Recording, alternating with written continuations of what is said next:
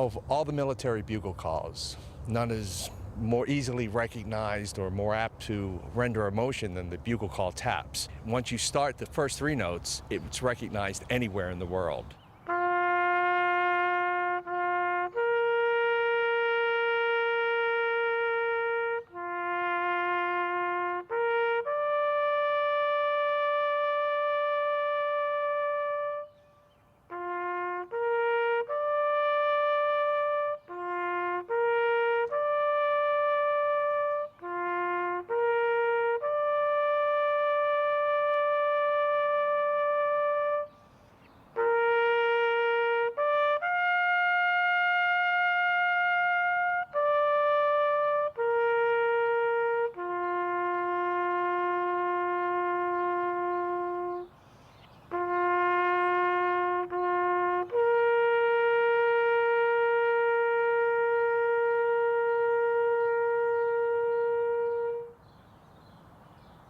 Bugle calls have been used in the United States military ever since there's been a military. Actually, ever since there's been armies. In the Bible, it talks about great trumpet players at the head of a large army.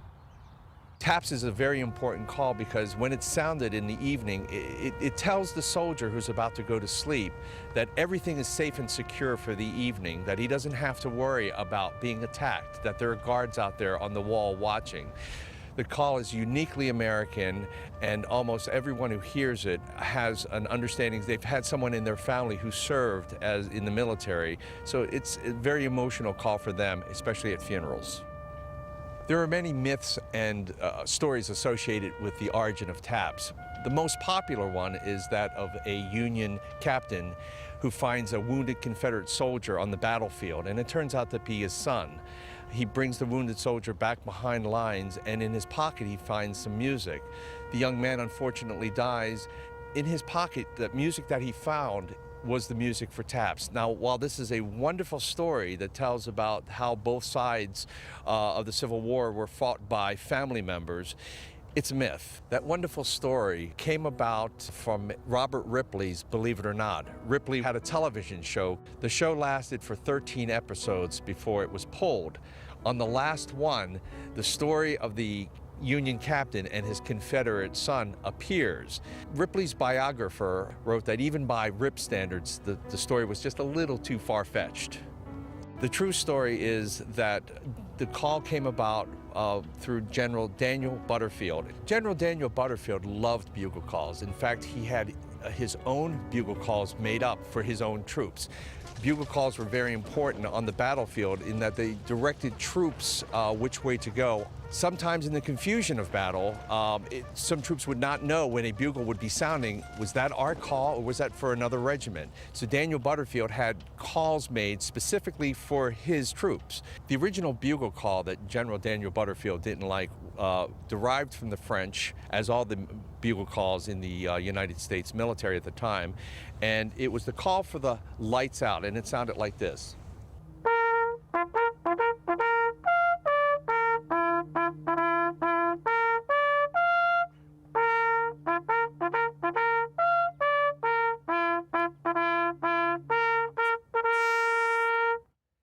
And as you can tell, that's a very martial sounding call. Daniel Butterfield did not like that call, felt that it was just too formal. He wanted something a little smoother to reflect and evoke the emotion that he felt for his men. He was very proud of his brigade and felt that what they did for him was important, and he thought he would like to honor them by coming up with this new bugle call.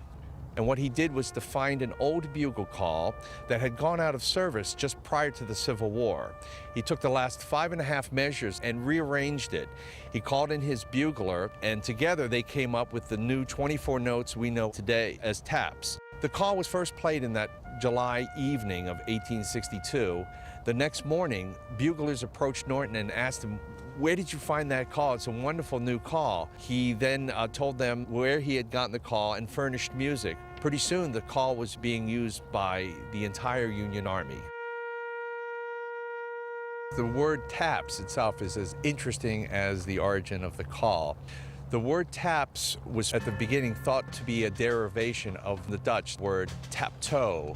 Now that means turn off the taps. Back during the 1500s, the sergeant major would take a drummer and go through the town beating the taptoe, signaling all the soldiers should return to the garrison for the final roll call of the day, but also indicating to the barkeepers that they should stop selling liquor to the soldiers. In other words, turning off the tap. Today, the word taps comes from the 3 drum taps that were played by a solitary drummer on the parade field to actually signal lights out when there wasn't a bugler available to sound the call.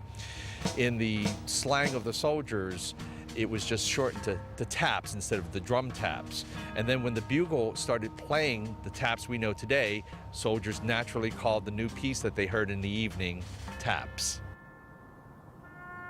Taps probably got its most worldwide airing in 1963 at the funeral of President John F. Kennedy. It not only showed what funerals were like at Arlington, but gave an exposure of taps on live television throughout the world. I've sounded taps over 2,000 times at national cemeteries. I've sounded taps at private funerals. And I have been to funerals where the most hardened combat veteran, once you would start playing it, will start crying. It's always an emotional thing. For the family, it's their one time they're going to hear it. It sort of brings down the curtain on someone's life, and it brings a sense of closure to the family, that final piece of music as the veteran is laid to rest. Traditions are important, and sounding taps is the most sacred duty a bugler can perform.